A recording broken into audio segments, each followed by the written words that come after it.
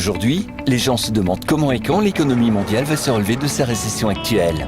Même si personne ne peut prédire l'avenir, les utilisateurs d'eToro recommandent de rechercher des informations en observant comment les marchés ont réagi aux épidémies précédentes. Par le passé, après une crise initiale due à une épidémie, les marchés ont mis environ 6 mois pour rebondir. Une baisse à court terme avait tendance à être suivie par la poursuite d'une tendance haussière.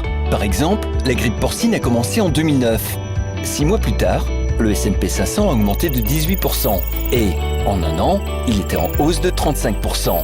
Bien que les rebonds passés ne permettent pas de prédire ce qui va se passer maintenant, ils peuvent faire la lumière sur ce qui pourrait nous attendre. Vous souhaitez obtenir plus d'informations ? Sur eToro, vous pouvez consulter, poser des questions et comparer les stratégies de plus de 10 millions d'utilisateurs du monde entier. Participez à la conversation. Sur eToro, le leader mondial des réseaux de trading social.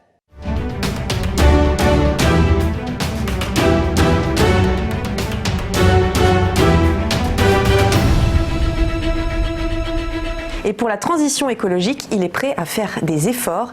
Hier, Bruno Le Maire a indiqué qu'il pourrait augmenter la part verte du plan de relance correspondant à 20 milliards d'euros. Pas assez selon les écologistes. Le ministre de l'économie s'est dit favorable à augmenter cette somme, notamment pour la rénovation énergétique des bâtiments, en concertation avec la ministre de la transition écologique, Barbara Pompili.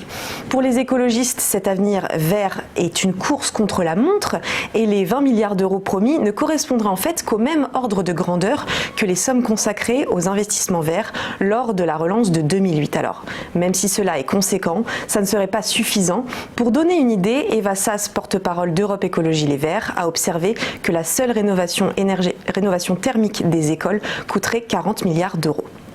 Direction l'Angleterre maintenant, où l'organisme gouvernemental britannique chargé de la cybersécurité accuse des hackers russes de vouloir voler des recherches sur un vaccin en s'en prenant à des organisations anglaises, canadiennes et américaines.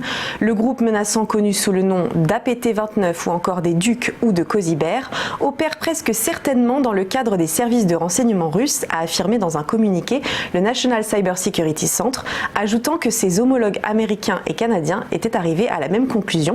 En réponse à ces accusations, le Kremlin a démenti toute tentative de vol de recherche et toute ingérence dans les élections britanniques de 2019. Enfin, et on reste un peu dans le même domaine, quel a été le point commun ces dernières heures entre Bill Gates, Elon Musk, Joe Biden ou encore Barack Obama ?